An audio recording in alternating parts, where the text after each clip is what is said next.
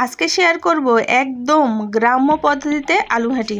যে আলু ঘাটিটা খাওয়ার জন্য সবাই অনেক বেশি পছন্দ করে, বিশেষ করে উত্তরবঙ্গের লোকজন এই ঘাটির ফ্যান। আর উত্তরবঙ্গের লোকজন বলবো কেন, বাংলাদেশের বিভিন্ন অঞ্চলের লোকজন যারা কিনা উত্তরবঙ্গে এসে এই আলু ঘাটাটা খেয়েছে তারা সবাই কিন্তু এটার ফ্যান হয়ে গিয়েছে। আলহামদুলিল্লাহ, এই আলু ঘাটির রেসিপিটা একেবারে অথেন্টিক পদ্ধতিতে আপনাদের সঙ্গে শেয়ার করব। আসুন। তো আলুগুলো টুকরো করে ধুয়ে নিয়েছি। তো এখানে 500 গ্রাম আলু রয়েছে। আর আলুগুলো এইভাবে করে টুকরো করে ধুয়ে নিয়ে পানির মধ্যে দিয়ে আমি সেদ্ধ করতে দিয়েছি। আর খুব ভালোভাবে যখন আলুগুলো সেদ্ধ হয়ে গিয়েছে তখন আলুর খোসা এভাবে ছড়িয়ে নিয়ে একটু ঠান্ডা করার পরে আলুগুলো ম্যাশ করে নিচ্ছি। খুব বেশি ঠান্ডা করলে শক্ত হয়ে যাবে, তো একটু হালকা হালকা যখন গরম থাকবে তখনই আলুটি হাত দিয়ে এভাবে করে ম্যাশ করে নিতে হবে। আর পানি দিয়ে এভাবে ম্যাশ করে আমি সাইডে রেখে দিচ্ছি। এখন মূল যে কাজটা করতে হবে সেটা হচ্ছে এইভাবে আদাগুলো থেতে নিতে হবে। এখানে অর্ধেকটা আদা আমি এভাবে করে থেতো করে নিয়েছি। একটা রসুন কোয়া এভাবে ছাড়িয়ে নিয়ে থেতো করে নিয়েছি। তো এই সব কিছু কিন্তু থেতো করে নিতে হবে। একটা গোটা পেঁয়াজ বড় সাইজের আমি এভাবে করে থেতো করে নিয়েছি। আর এখানে কাঁচামরিচ নিয়েছি 5টা থেকে 6টা পরিমাণ, সেটাও আমি এভাবে করে থেতো করে নেব। এই সব কিছু কিন্তু থেতো করে নিতে হবে, তাহলে এর অথেন্টিক টেস্ট পাওয়া যাবে। এখানে দারচিনি এলাচ 4টা আর বড় এলাচ 2টা, এই সব কিছু থেতো করে নিলাম। এই সব থেতো করার পরে হাফ চামচ গোলমরিচ এখানে দিয়ে সেটাও থেতো করে নিয়েছি। আর এখানে 1 চামচ পরিমাণের জিরা দেব, আর জিরাটাও থেতো করে নেব। এই সমস্ত মশলা কিন্তু হাফ কেজি আলুর পরিমাপে, তো আপনারা সেইভাবে কিন্তু বেশি করলে মশলাটার পরিমাপ বাড়িয়ে নেবেন।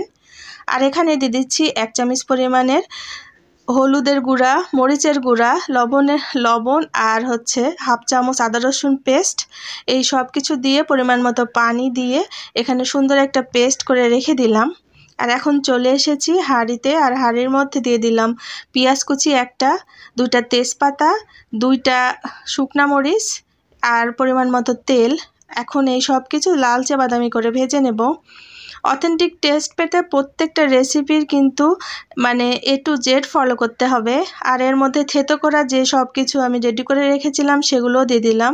আর এগুলো লালচে করে ভেজে নেওয়ার পরে যে মশলাটা আমি তৈরি করে রেখেছিলাম পানি দিয়ে গুলিয়ে সেটাও দিয়ে দিলাম। তো এইভাবে করে আগে থেকে গুঁড়া মশলা যদি পানি দিয়ে ভিজিয়ে রাখা যায় তাহলে কিন্তু বাটা মশলার টেস্ট পাওয়া যায়, আর এটা কিন্তু খেতে অসম্ভব মজার হয়। এ পর্যায়ে আমি রুই মাছের মাথা আর একটা বড় সাইজের রুই মাছের টুকরো দিয়ে দিয়েছি। তো সব মিলে কিন্তু এখানে 500 গ্রামই হবে, কারণ মাছের মাথাটা অনেক বেশি বড় ছিল আর মাছটাও কিন্তু বেশ বড় ছিল। তো সে অনুপাতে এখানে 500 গ্রাম আলুতে আমি 500 গ্রাম মাছ অ্যাড করতেছি। আপনারা চাইলে যে কোনো বড় মাছ অ্যাড করতে পারবেন এখানে। তো আমি এটা রুই মাছই করে নিয়েছি। আর এভাবে করে একটু ঢাকনা দিয়ে ঢেকে দেখলেন কিভাবে করে আমি সব কিছু রেডি করে নিলাম। আর এখন দিয়ে দিচ্ছি আলু। তো ভালোভাবে মাছটা এভাবে করে কষিয়ে নেওয়ার পর আলুটা দিয়ে, আলুটাও কিন্তু খুব ভালোভাবে কষিয়ে নিতে হবে। আর ডাল ঘুটনি দিয়ে আমি মাছের মাথাটা কিন্তু খুব ভালোভাবে এভাবে ভেঙে দিয়েছিলাম, দেখতেই পেয়েছেন। আর যখন সব কিছু খুব ভালোভাবে কষিয়ে নেওয়া হয়ে গিয়েছে তখন গরম পানি অ্যাড করতেছি। প্রায় দ্বিগুণ পরিমাণের গরম পানি অ্যাড করতে হবে, যতটুকু ঘনত্বের রাখবো তার ডাবল কিন্তু পানি দিতে হবে। খুব বেশি করে এই আলু ঘাটিটা ফুটিয়ে নিতে হবে। প্রায় 1 ঘন্টা যাবত এটা আমি ফুটিয়ে নিয়েছি। যত বেশি ফুটানো যাবে এভাবে তত বেশি কিন্তু আলু ঘাটির টেস্ট হবে। আর আলু ঘাটি করার সময় যে জালের ব্যাপারটা খেয়াল করতে হবে সেটা হচ্ছে একদম হাই ফ্লেমে এটা রাখতে হবে চুলার আঁচটা, এতে করে খুব টকবক টকবক করে ফুটবে। এভাবেই কিন্তু খুব মজার হয় ঘাটাটা, আসলে জালেও কিন্তু স্বাদ চলে আসে।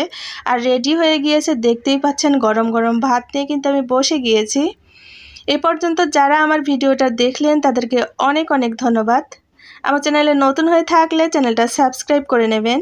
আর যেসব আপুরা ফেসবুক পেজ থেকে দেখছেন অবশ্যই ফলো করে নেবেন।